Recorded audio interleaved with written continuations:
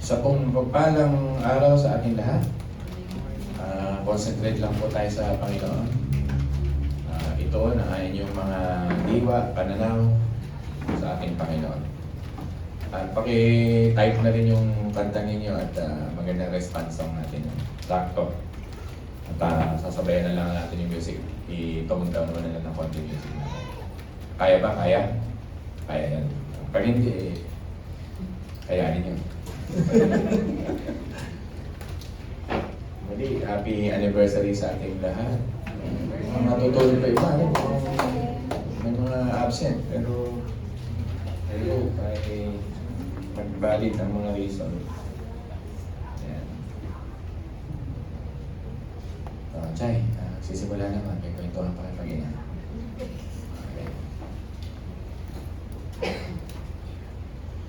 Our dear Heavenly Father, maraming salamat po na may mensahe ang salita ng Diyos. Meron kami mga pagtugon sa buhay upang kami ay mapaayos ang aming mga buhay. Your words are our treasure. Ito ang bumubuhay sa amin. Sabi mo nga, Panginoon, hindi lamang sa tinapay na bubuhay ng tao, kundi sa iyong mga salita. Naway maging kalakasan nila ang salitang ito, sapagkat ito ay boses ng Diyos, salita ng Diyos, na nagbibigay sa amin ng gabay sa aming mga buhay. Pagkabayan mo ang aking mga kapatid na naririto, maging sa wala man, kung ano may mga sakit man o karamdaman, ay abutin niyo sila. Huwag niyo po silang pababayaan. At nawa makapakinig din online ang mga wala sa umaga nito. At patuloy kami sa diwa ng aming anibersaryo sa buhay ni David, and the fulfillment naman sa katagumpayan ng kanyang kaapu-apuhan ng aming tagapagligtas, ang Panginoong Jesus. Sa umagang ito, bless us with your wisdom. May the Holy Spirit serves as our teacher. And the glory belongs to God, and all of us ay laging ma-recognize how high you are and how low we are. And by mercy and grace lamang kung bakit kami nakarating sa umagang ito. Maraming salamat po sa umagang ito. In the mighty name of Jesus we pray. Amen.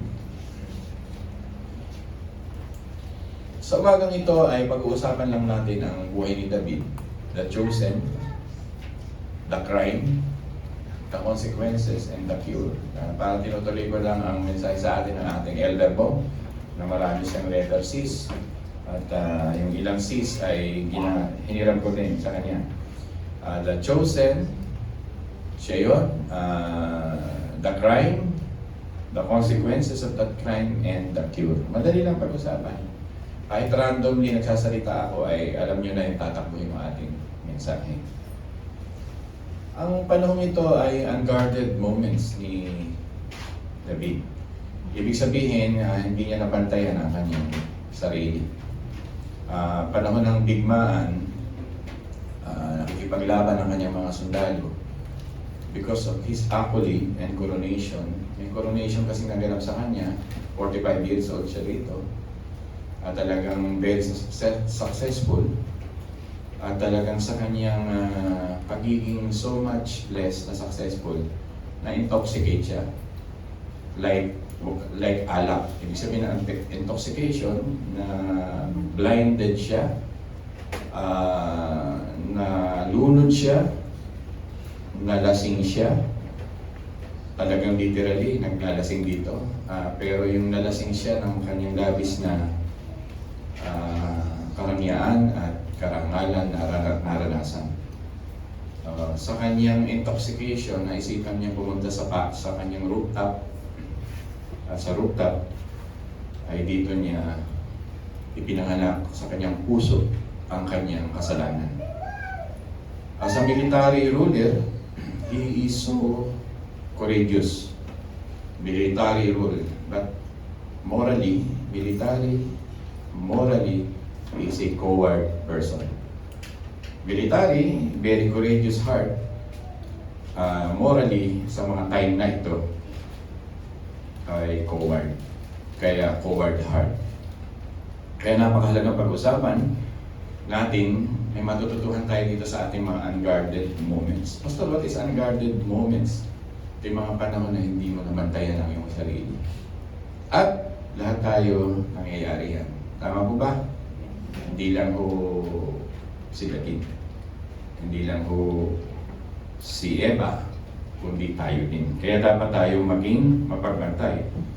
Sapagkat itong si David, ang kanyang na-led siya ng sin, because of this sin, na-led to pain, na-led to godly sorrow, na-led siya sa repentance, na-led siya sa obedience and joy. Ang dami niyang pinagdaanan. Kaya kung pag-usapan natin ito from consequences to cure, itong chosen one. Consequences na nagawa niya kasalanan, pero dahil yung inawit niyo ay napakaganda sa tugong awit, kaya sa special number, pinapakita rito yung sovereignty ni God na walang makakasira sa kanyang plano. Sinasamplified niya si David, hindi mabubura yung kanyang plano.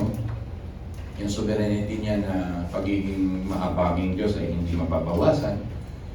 Yung kanyang grace ay hindi mababawasan. Ang kanyang pagpapatawad ay hindi magbabago. Yun nga lang, talagang yung consequences ay mabigat.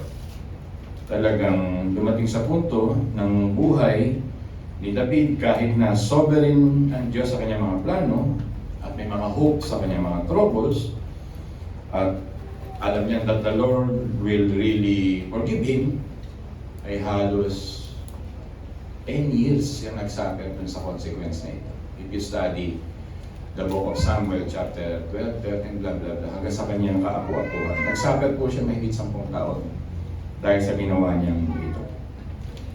Sino si David, the chosen one? Siya po ay napaka-prominenteng tao na 141 na chapter sa kanya ay natibo.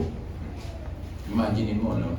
141 na chapter sa Bible ay binabanggit ang kanyang pangalan. Breaking the record. Diba? Pinag-uusapan ng kanyang pagiging bata, pagiging walang laman pa yung kanyang muscle, na siya shepherd boy, yung kanyang kabataan, ang kanyang pag-grow bilang isang shepherd, bilang king, pinag-uusapan ng kanyang mga struggles, ang kanyang depression, ang kanyang family struggles, ang kanyang kingdom. Okay, parang ang Biblia ay napakabuti sa buhay niya. Ginawang biography ng buhay ni David. Na Samuel, Book of Psalm, even the quotes from the New Testament ay sinasabi na ito kay David. At si David lang po ay talagang dumating sa darkest time na katulad natin. Tayo po ay dumarating din sa mga moments ng buhay, may mga darkest moment. At si David din po. At may unguarded moments. Wala naman po exempted yan. Pero pinag-iingat tayo ng Panginoon. Sabi nga rito, dahil napakabuti ni David, sabi ng Panginoon sa 1 King chapter 15 verse 5. Babasahin ko kung may mga Biblia kayo. Sabi sa 1 King chapter 15 verse 5. Ginawa ito ni Yahweh sapagkat pawang matuwid sa paningin niya ang mga gawa ni David. Sa buong buhay niya ay hindi siya lumabag sa mga utos ni Yahweh. Amen po ba doon? Pero may nakalagay dito yung postscript, ang tawag namin dito, postscript. Liban sa ginawa niya kay Urias na Heteo. Alam niyo, medyo deep sa English sinulat ko. Sabi rito, because David did what was right in the eyes of the Lord, and had not turned aside from anything that he commanded him all the days of his life, except the matter of Uriah the Hittite. Naka-record. Di ba? Alam niyo naman po yung kanyang pagiging proxy murderer. Hindi lang po si Uriah ang namatay. Marami pong kasamahan si Uriah na humarap doon sa frontline, ang namatay ng mga leaders. Kaya ang pinatay ni David dito ay madami. Ginamit niya si Uriah na dama yung mga ilang pag gamitin na natin yung mga matataas ang high-ranking official. As I said, si David ay great king of Israel. Courageous. Siya po ay exemplary, ang tawag sa kanyang halimbawa. Meron siyang tremendous reputation. Pinapakita rito, anointed king. Ito yung the chosen. Nandito tayo. The chosen one is very kind for the undeserving. Kahit yung pamilya ni Jonathan, na yung lolo niyang si Saul na tatay ni Jonathan, na mabangis sa kanya ay yung clan ni Jonathan ay minahal pa rin ni David. So, mapakabait niya na nag-extension ng love. At talaga naman si David, the chosen one, kasi yung kanyang destiny na sinasabi ko sa inyo, ang magiging anak niya ay si Jesus Christ sa bandang dulo ng fulfillment.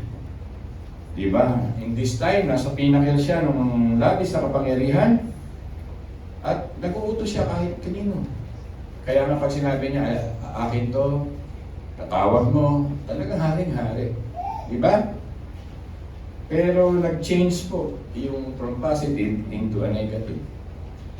From a military, courageous man into a coward, moral man. Siya ay pinakita ng Biblia na very bad sa chapter na ito. Very willful to do evil things because of the corrupt nature ng tao. Coward. Yun po. Sabi nga, nagkaroon siya rito ng concealment. Basta ano yung concealment sa Tagalog? Pagtatakip ng mga krimen. Nandun na tayo sa crime, nag-uusap tayo. From the chosen one, nagkaroon ng temporal insanity and crime in one late afternoon. Diba? In one late afternoon, he erased his good reputation because of the unguarded moments. He erased yung pinagpagulan niya because of this unguarded moment. Pwede pong mangyari sa atin yung mangyayari sa 1 King chapter 10 verse 12. Therefore let him who thinks he stand take heed lest he fall. Sino daw pa nag-iisip mo siya ay nakatayo, na lagi siya nakatayo, mag-isip siya baka isang araw siya ay tumumba. Yun po ang pangyayari.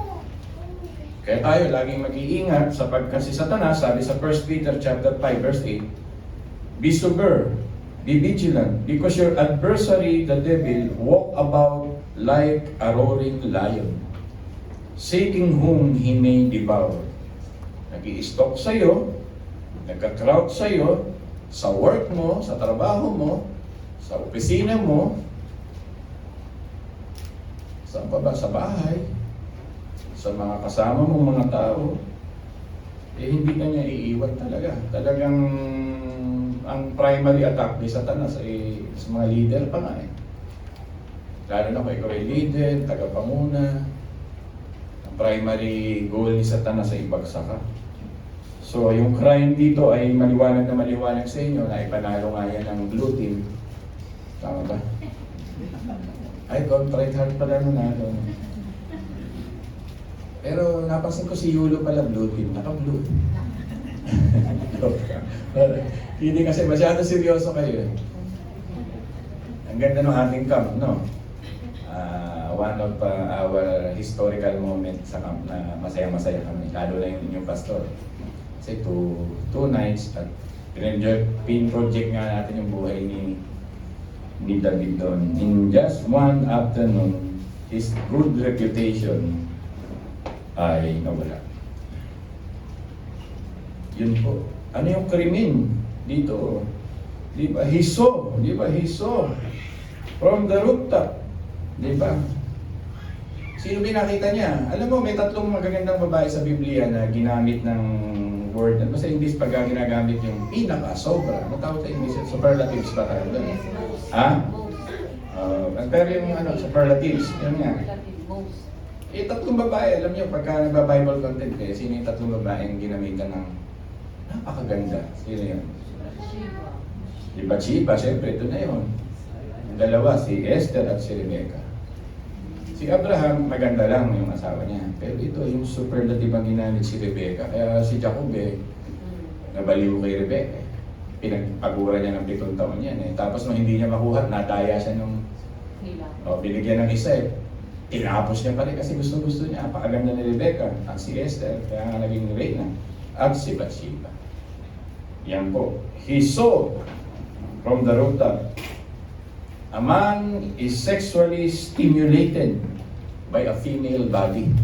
Meron silang tinatawag na paglilinis sa panahon yon. Ewan ko nga ba, alam naman ni David na may paliguan doon ng mga babaeng pagkatapos reglahin ay naliligo. Ako ay napunta ng Tugigaraw, nag-mission ako dyan. Literally speaking, yung mga babae ay naliligo sa poso. Underwear lang ang suot. O talagang nakalabas ang... talagang nasyak ako dun eh. Talagang literally ganon. Pero ito si David iba. Pagka nakita mo at wala kang pagnanasa, ang gagawin mo sa mata mo ay tatakpan mo. Tama po ba? Tama ba yun? Kaya ako binabanggit, this is a fact. Facts of the facts. Pag yung mga lalaki, mga babae, makinig kayo. Bakla lang siguro ang hindi na-attract pagka nakalabas ang legs mo, nakalabas ang cleavage mo, maating ka sa church ay kita kwet mo. Walang, hindi ko sinasabing walang modesty. People listen. Fact is facts. Na talaga kami ma-attract. Nabali, hindi ka ba pag may lumabas na hindi ka ba mapapatingin? Pag hindi ka napatingin, eh, kasama mo kasi si Khalid, sinisiko ka. Pero ang gusto kong sabihin sa inyo, mapapatingin. No, isang araw lang, mamaneho ko, dala ko yung Innova. Kakapit ko si Gandhis. Ikaw, tanta ka. Mukhang tawa mo, mukhang totally sinasabi ko. Lalaki ka, at least lalaki ka. Dala ko Innova, no? Siguro itong babae ay world, ano ba yun? Yung exercise. Anytime fitness. Eh, ang suot naman ay talaga namang skin yung suot niya eh, skin na yung buong korte ng katawan, nakakorte dun sa ano. Eh, nagmamaneho ko, napatingin ako. Eh, papasok ako sabi ko, napatingin ako. Sabi naman ni Carlos, eh, hindi mo tinitigilan ng tagal naman ang tingin mo. Yung parang... Eh, sabi ko, nagulat ako. Nagulat ako doon sa babae na off guard ako. Kasi masyadong sexy. Eh, buti kasama ko yung asawa ko. Hindi ako mabubugbog. Tinitingnan mo kasi. Hindi na ako natin. Natatawa kayo, itong mensahe ko ito, kayo mga babae, may mensahe rin sa inyo. Lalo na kung church people ka. Diba? Missy, maingay ka. Lalo na kung church, women of God. Talaga kung maaari, ingatan niyo ang inyong mga suot. Okay ba yun? Nagsasabi ba ako ng totoo?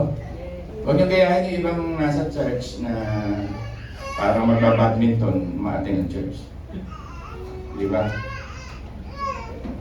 Ito, nakalabas ang cleavage. Kaya naman kayo, di ba? Di sana kung American cleavage yan.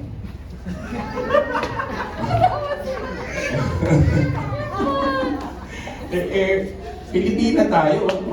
Ikaw kanta na. Lumalabas ako galing. Naka-YouTube tayo. Konting ingat sa paglabas ng skin. Kasi nasa church tayo, di ba? Facts is fact, lalaki ang... Though may percentage ng babae sa panahon natin ngayon na attract na sila. Pero mataas po ang aming testosterone. Makinig po kayo. Ang aming endorphin mataas dyan. So, bumaksak ang marami nating mga leader dyan. Si Samson, di ba?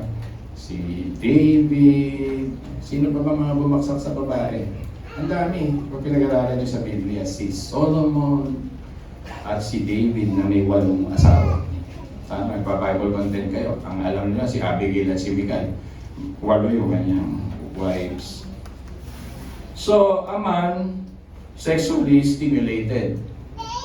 Hindi kasalanan ng babae yun. Kasalanan niya yun kasi talagang araw ng paglilinis yun. Yung eye niya ang naging point ng kanyang entry. Di ba?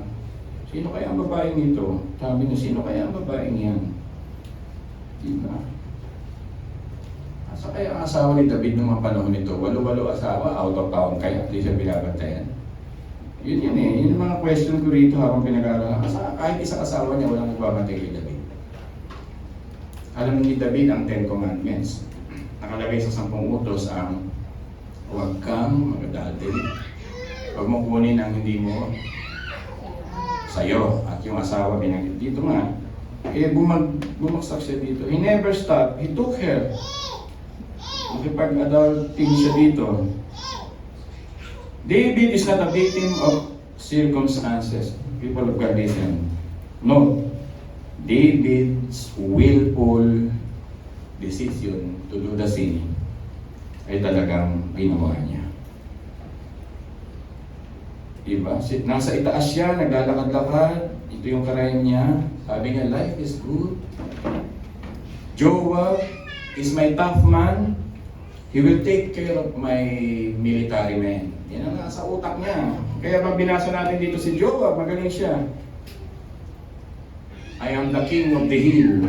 Mga time na to, siya yung pinakasikat sa buong mundo. Sabi niya, ang balita sa akin, alam niya yan, ay kumakalat. Ito yung kanyang posisyon. And the world cannot bother me. I am powerful. His advantage become his disadvantage. His vantage point at the rooftop as a king became disadvantage for him. He is safe from the streets, sabi nga ng isang mangaral. He is safe from the streets. Matapang siya eh. But not safe from himself. Yun po ang nangyari sa crime niya. Hindi niya nabantayan ang mga unguarded moments ng kanyang buhay. May mga pangyayari sa ating mga buhay na ganyan, hindi ko nanihimay-himayin. Yan po ang dapat nating bantayan. Sabi nga nang binabasa kong isang comment sa kanya, he saw, he sent the girl to her, he took the girl, he slept with a beautiful Bathsheba, and after na magbigay siya ng tinatawag na seed niya, she left Bathsheba. Diba? He saw, he sent, he made a sex, yung gamitin natin, he slept, and she left. Yun po sabi ng aking binabasa. Maganda, ano? Parang outline na rin. At ito po ang pasimula daw ng kanyang downward spiral to disaster. Si David ay may problema sa chicks, mga minamahal. 1 Samuel chapter 18, ang asawa niya ay si Michal. 1 Samuel chapter 25, binanggit si Abigail. 1 Samuel chapter 25, binanggit si Ahinoam. I-research niyo yan. 2 Samuel chapter 3, verse 3, isang asawa niya si Maaka. 2 Samuel chapter 3, verse 4, si Hagit. Pangalawa yung isang asawa niya. 2 Samuel chapter 3, verse 4, si Abitai. At si Egla. At si Bathsheba. Kaya minana rin ang kanyang mga anak. Si Solomon ang breaking the record. 700 asawa. Tama ba? 300 concubines o 300 asawa o 700 concubines. Ganun yan. 1,000. Matindi si Solomon. Heart is so deceitful. Kung meron tayong contrite heart, may humble heart, obedient heart, may shepherd's heart, meron ding si David na deceitful heart. Diba? Sabi niya, I done pretty well. I'm good. But the success becomes the occasion of his collapse. Yun po yun. Kaya yung kanyang crime, from the chosen one, nagkaroon ng crime at consequences. Ang consequences na pinag-uusapan natin, ang una niyang anak, kay Bathsheba ay namatay. Ano ho ang pangalan ng una niyang anak kay Bathsheba? Bible content. May 500 kayo kay elder ko. Huwag niyo i-google. Ang una niyang anak, he named his son after Nathan the prophet. Ang una niyang anak kay Bathsheba ay namatay, Nathan ang pangalan. At ang pangalawang anak niya, ang pinaglaban ni Bathsheba para maging hari. Sino po yun? Si Hari Solomon. Yung sumulat ng mga aral, Ecclesiastes, anak ni Bathsheba yun. Kaya ganito ka powerful ang ating Panginoon. Ang consequences nito, inaaway siya ng mga anak. Kuya Amado, sino yung mga naging anak niya na nilalabanan ng paghahari niya? Si Absalom. Nagba-Bible content ako ngayon, nakikinig mo ba kayo? Imagine mo, pamilya mo, nilalabanan ka ng anak mo. Yung anak mo, gusto kang ipapatay. Dumating na ba sa pamilya mo yun? Isipin mo, halimbawa, gusto kong ipapatay ni Chan. I cannot put into my mind. Ang hirap i-sink in sa heart. That someone that you love, blood of your blood, laman ng flesh of your flesh, bone of your bones, one day, because of power, nagpa-plot para ikaw ay patay. Maraming pagkatalo na naganap sa mga batas ni David, 10 years, isang dekada, pagkatapos ng kanyang pangyayari. Yun po yung consequences. May mga choices tayo in life, pero minsan pag nagawa mo yung kasalanan, too late, it's too late, may consequences.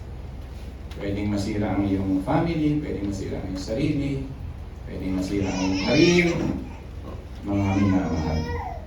Nakikinig mo ba kayo? Kaya pagka nasa isang tukso ka na, sa isang temptation ka na, lagi ka mag-isip ng 10 beses. Gagawin ko ba ito? Pag hindi kayo nagbago, halimbawa gamitin ko, halimbawa kabataan, mahilig ka sa sigarilyo.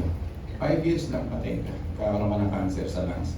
Akala nyo ba itong vape ay mild? Para sabihin mo na mas mild ito kaysa sa puti. Sa pag-aaral, 70 years old ang isang lungs ng isang 17 years old. Pinatatanda niya ng mabilis ang lungs ng isang kabataan. At proven, scientifically, medically, binabitawan ko to sapagkat binitawan na ito sa social media. 2,000, just imagine the 2,000 flavors will destroy your life. Pwedeng masira ang pag-aaral mo, matigil ka sa pag-aaral mo, pwedeng hindi ka matuloy. Nagtatawanan kayo dyan sa likod. Yung tunay na buhay ba dyan? Binabanggit ko lang na minsan may mga choices tayo, not only cigarette, yung labis na minsan panonood mo nang di maganda. Diba? Just imagine na facts is fact that we are attracted to a woman. Pero makikita ka ba sa kwarto kung may iPad kang binubuksan? Kung may cellphone kang tinitingnan? At nandun ka sa area ng mga pornography. Alam niyo may mga member nakikita ko pa nagla-like sa mga sexy. Wait, nag-like. Ano kayo ni-like niya? Makikita mo yung sabi ko. Gusto niyo i-roll call ko ka pangalan niya. Huwag na. Hindi na maganda yun. Pero bakit nangyayari yung ganun? Siguro baka napindot lang, iniisip ko. Pero maraming pindot eh. Iba-ibang nag-a-appear eh. Lalo na pag-trend mo sa Facebook eh. At hindi niya alam yung algorithm nun, nadadamay din yung ibang lalaki. Napapasahan din kami nung kanyang pinag-likean. Aware, people of God. Fact is fact, hindi ka nga nahuhuli sa daan, pero sa cellphone mo nahuhuli ka ng Panginoon. Correct? And it is addictive. At pag na-addict ka, yung lust mo ay magtutuloy-tuloy hanggang sa masira ang iyong mga focus sa pag-aaral, pagpapamilya, etc. Napakaraming minsan tumikim-tikim lang ng substance, isang araw addict na. Kaya iwasan natin. Off guard. Pinaghirapan ang iyong patotoo ng mahabang panahon. Gamitin na natin, mga mahal niyo sa buhay, pinaghihirapan ng kanilang patotoo. Yung mga anak, pwedeng sirain. In just one off-guard moment. Pag hindi kayo maingat. Tama po ba? Tama. Yun ang ibig ko sabihin. Kaya dapat maingat. Binabantayan natin. Napakasimple natin pinag-uusapan pero devastating ang consequences. Kaya mga anak ko, binabalik, huwag mo sisirain yung pinaghirapan nila sa buhay ko, chay. Diba? Baka mamaya may nagulilaw sa'yo ng believer, natuwa ka, niyakap mo.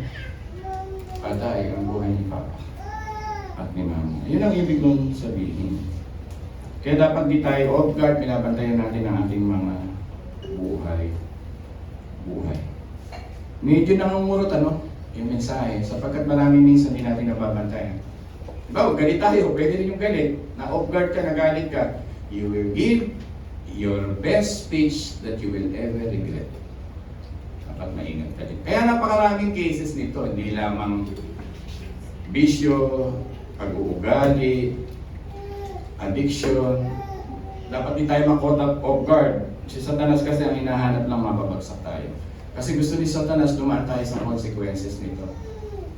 At this is painful. Sin will lead us into a painful life. Kaya nga ang ating Panginoon Jesus ay nagkatawang tao, painful yung kanyang kamatayan to show you the demonstration how painful it is that He need to die, that He need to suffer, that He need to be crucified because He loves us so much. Because painful nga dinulot sa puso ng Diyos ng kasalanan. People, are you listening? Nandun na tayo sa tinatawag na consequences ng crime. Diba? He lay with her. Diba? Talagang makikita natin yung mga ganitong bagay sa buhay. So what is the cure? Ang cure nito, napakaganda ng ating family camp. Almost all of the mga people na nag-present ng kanilang skit ay may Psalm chapter 51 na ending. Tingnan niyo ang Psalm chapter 51. Ito kasi yung occasion na siya ay magkasala kay Bathsheba at nahuli na siya ni Nathan. Sabi niya, dapat patayin ang taong yan dahil si Nathan, di ba, inaano siya, to make the story short. Alam niyo ba, may taong ganito, kumuha ng ganito. Ang yabang pa ni David, ang taong yan ay dapat patayin. Ano sabi ni Nathan sa kanya? Ikaw ang taong yan. Nang malaman ni David na siya yung taong yun, siya po'y nag-devastated. Kaya nga siya ay a man after God's own heart. Because pag nagkasala siya, hindi niya ini-enjoy yung kasalanan niya. Akala niya makukonsil niya, akala niya makakalusot siya. Akala niya ay maitatago niya, akala niya masisikreto niya. Pero dahil kung mahal at mahal ka ng Diyos, gusto ko sabihin sa inyo, ibubulgar ka. At sa kanyang pagbubulgar, bilang isang hari at naranasan na nga niya yung consequences, naisulat niya ito. Basahin mo natin kung may mga Biblia kayo. Ako, yung pastor, nagbibigay sa inyo lagi ng babasa. Kahit iba-ibang version yan. The chosen one, the crime, the consequence. And nasa last point na tayo. Ano pinag-usapan natin? The cure. Let's read it. Sabihin nga natin. Mga minamahal, sabayan niyo ako kahit anong version yan. Verse 1. Ako'y kaabuan mo, o mahal kong Diyos, sang-ayon sa iyong kagandahang loob. Mga kasalanan ko'y iyong pawiin, ayon din sa iyong pag-ibig sa akin. Linisin mo sana ang aking karumihan, at patawarin mo ang aking kasalanan. Mga pagkakasala ko'y kinikilala, di malilimutan laging alaala. Sa iyo lang ako nagkasalang tunay, at ang ginawa ko hindi mo kinalulugan. Kaya may katwiran ka na ako'y hatulan. Marapat na ako'y iyong parusahan. Ako'y masama na buhat ng isilang. Makasalanan na ng ako'y iluwan. Verse 6, sabay-sabay tayo. Nais mo ako, isang pusong tapat. Puspusin mo ako ng bunong mong wagas. Ako ay linisin, sala ako'y hugasan. At ako'y puputi ng lubusan. Sa galak at tuwa ako'y puspusin, butong ng hinihinay muling palakasin. Ang kasalanan ko'y iyong nang limutin, lahat kong nagawang masama'y pawiin. Isang pusong tapat sa akin likhain. Bigyan mo, O Diyos, ng bagong damdamin. Sa iyong harapan huwag akong alisin. Iyong banal na espiritu'y pagariin. Ang galak na dulot ng iyong pagliligtas ibalik, at ako po'y gawin mong tapat. Kung magkagayo ng aking tuturuan, sa iyo lumapit ang makasalanan. Ingatan mo ako, tagapagligtas ko, capital T, at aking ihahayag ang pagliligtas mo. Tulungan mo akong makapagsalita at pupurihin ka sa gitna ng banlat. Hindi mo na nais ang mga handog. Di ka na nalulog sa haing sinusunog. Ang handog ko, O Diyos, na karapat-dapat ay ang pagpakukumbaba, pusong nagtatapat. Verse 18 and 19, iyong kahabagan, O Diyos, ang Zion at ang Jerusalem ay muling ibangon. Doon siya nagkasala sa rooftop sa Jerusalem. Verse 19, at kung magkagayon ang handog na haing dala sa dambana, torong susunugin, malulugod na ito'y iyo. Tanggapin. In my conclusion sa mensahe ng Diyos sa mga ito, He needs the righteousness of Christ. Binanggit yung tagapagligtas doon sa kanyang prophecy. Di ba? Talagang alam niya yung kaapu-apuhan niya ang magpapatawad sa kanya. Binanggit! Alam niya yung prophecy ang magagaling sa kanyang dugo, ang kanyang pag-asa. Hindi sa kanyang self-effort, self-work. Ang pag-asa niya sa Diyos na ipanganganak na magpapatawad sa kanyang tagapagligtas. Consciously, ang banal na spirito ay ini-inspire siya para intindihin ang tunay na pagpapatawad ng Diyos sa ating mga kasalanan.